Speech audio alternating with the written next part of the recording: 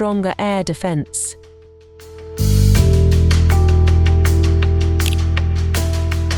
Power grid repair.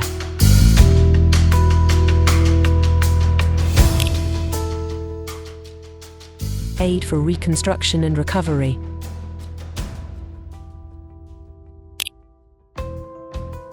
These are some of the demands on Ukrainian President Volodymyr Zelenskyy's agenda during his visit to Germany for a two-day Ukraine recovery conference, which started on June 11th. The meeting follows up on a similar gathering in London a year ago. The German hosts say they are bringing together 2,000 people from national and local politics, business and other areas, arguing that the task of supporting Ukraine's recovery from the over 2-year-long war, launched by Russia, is too big for governments alone. Addressing the conference in Berlin, Zelensky appealed for short-term help in repairing his country's electricity network, which was destroyed amid the war, and long-term investment in its energy system. Україна має всю природню основу для сучасної енергетики. Але без вашого кредитування та інвестицій ми не зможемо це реалізувати. І тут йдеться не про гранти, а про високодоходні інвестиції для ваших компаній, про великий ринок для вашого обладнання, про кредитні програми для ваших інституцій. Все це разом з нами створить новий енергетичний фундамент. Щонайменше десятки тисяч нових робочих місць та забезпечить і нам, і вам.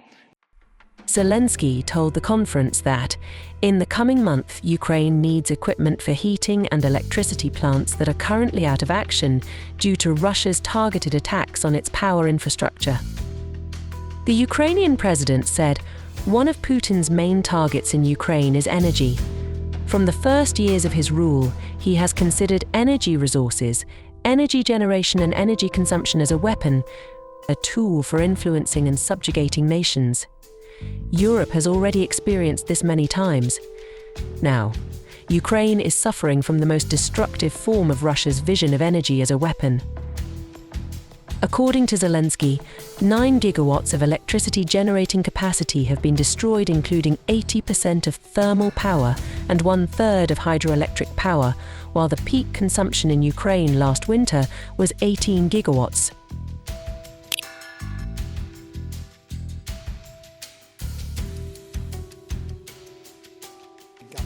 Zelensky's message was echoed by German Chancellor Olaf Scholz, who said the World Bank has estimated that rebuilding and modernizing Ukraine, especially its energy system, will require investments of nearly $500 billion over the next 10 years.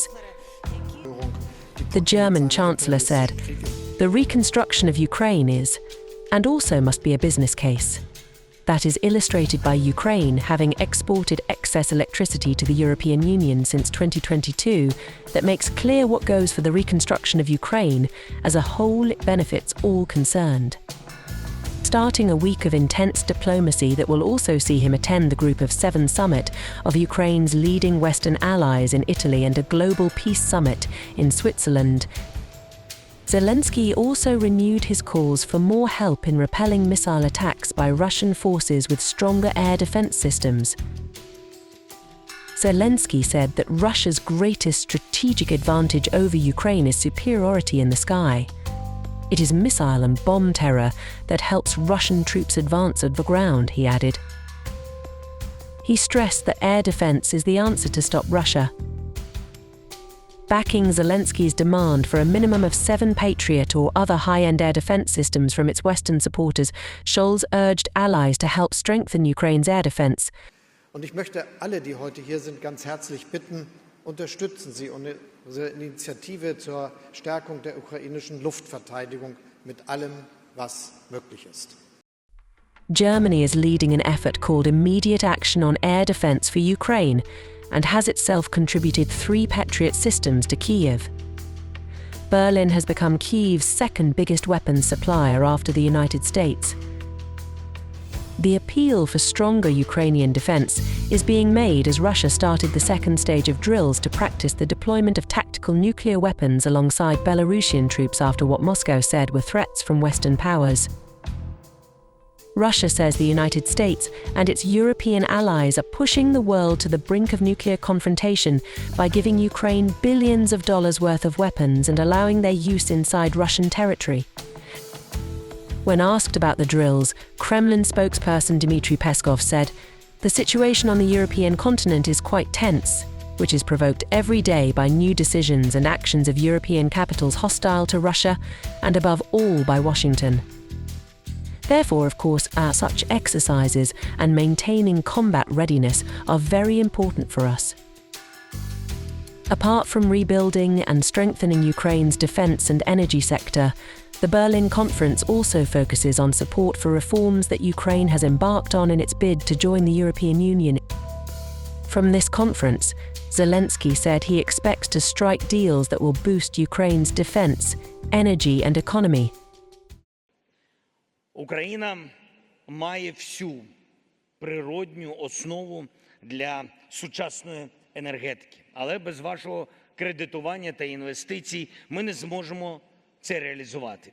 І тут йдеться не про гранти, а про високодоходні інвестиції для ваших компаній, про великий ринок для вашого обладнання, про кредитні програми для ваших інституцій. Все це разом з нами створить новий енергетичний фундамент. Щонайменше десятки тисяч нових робочих місць та забезпечить і нам, і вам відчутне економічне зростання. В коротшій перспективі ми повинні реалізувати також швидке та недороге відновлення усіх енергооб'єктів, які можливо зараз відновити. До зими. Це так важливо. До зими. Zelensky's Berlin visit and restoration appeal comes after the head of Ukraine's Agency for Restoration, Mustafa Nayem, announced his resignation on Facebook on June 10th, citing systemic obstacles that prevent him from exercising his powers effectively.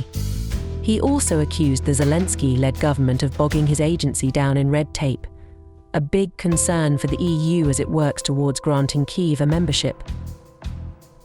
Zelensky, making his third visit to Berlin since Russia's full-scale invasion started in February 2022, also addressed the German parliament. Ми хочемо дати шанс дипломатії і зібрали для цього близько сотні держав. Україна ніколи не покладалась тільки на силу зброї. Far-right and far-left parties in the German parliament failed to show up for Zelensky's speech. The far-left Sahra Wagenknecht Alliance, or BSW, was completely absent from the event, while the leaders of the far-right Alternative for Germany, or AfD, said that we refuse to listen to a speaker wearing camouflage fatigues. The Alternative for Germany said, Ukraine does not need a war president now, it needs a peace president who is willing to negotiate so that the dying stops and the country has a future.